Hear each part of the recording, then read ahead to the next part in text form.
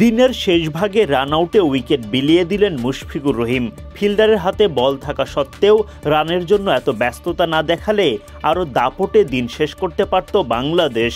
তবুও খুব একটা খারাপ দিন কাটেনি। সাদমান ইসলামের ক্যারিয়ার সেরা 120 রানের নক। বিজয়ের সাথে 118 রানের জুটিতে ওপেনিং ব্যর্থতার আক্ষেপ হয় শেষ।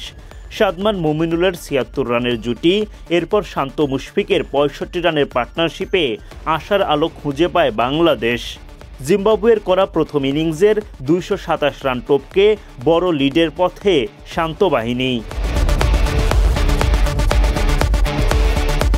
জিম্বাবুয়েকে অল্প রানের মধ্যে আটকে দেওয়ার পর ব্যাটিংয়ে নামে বাংলাদেশ। দেখে শুনে ভালো শুরু করেন দুই ওপেনার এনামুল হক বিজয় ও সাদমান ইসলাম।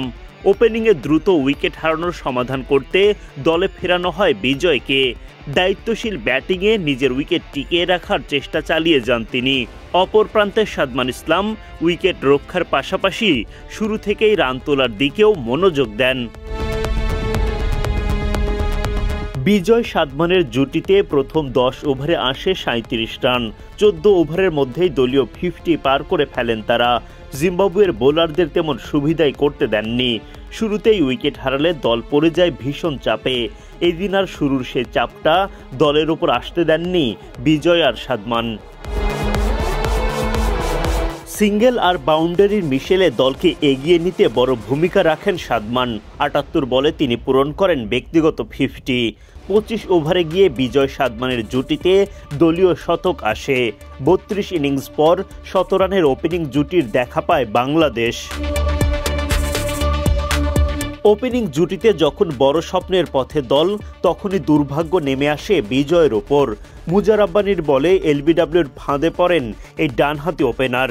আম্পায়ার আউটের সিদ্ধান্ত দিলে রিভিউ নেন তিনি, কিন্তু আম্পায়ার্স কলের ফাঁদে পড়ে মাঠ ছাড়তে হয় তাকে। প্রায় 3 বছর পর টেস্টে ফিরে 80 বলে 4 বাউন্ডারিতে 39 রান করে ফেরেন বিজয়। বিজয় ফিরলেও অপর প্রান্তে লড়াই চালিয়ে যান সাদমান। লড়াকু ব্যাটিংয়ের ফলও পান তিনি। তুলে নেন টেস্ট ক্যারিয়ারের দ্বিতীয় সেঞ্চুরি আদায় করে শেষদায় লুটিয়ে পড়েন এই ওপেনার। মাঠের বাইরে থেকে সতীর্থরা দেন বাহবা। ভালো ব্যাটিংয়ের মাঝেই হঠাৎ বিদায় নেন মুমিনুল ও সাদমান। মাশরাফিকে উড়িয়ে মারতে গিয়ে 33 রান করে ফেরেন মুমিনুল। বেনেটের বলে এলবিডব্লিউ শিকার হয়ে মাঠ ছাড়তে হয় 120 রান করা সাদমানকে। 194 রানে 3 উইকেট হারিয়ে তখন খানিকটা চাপে পড়ে বাংলাদেশ। সেই চাপ থেকে দলকে মুক্তি দিতে জুটি গড়ে তোলেন অধিনায়ক নাজমুল শান্ত ও অভিজ্ঞ মুশফিকুর রহিম। তাদের দুইজনের ব্যাটে ভর করে জিম্বাবুয়ের করা 227 রান টপকে লিড নিতে শুরু করে বাংলাদেশ। শান্ত মুশির 65 রানের জুটি ভাঙে শান্তর বিদায়ে। সহজ একটা ক্যাচ দিয়ে মাঠ ছাড়েন তিনি।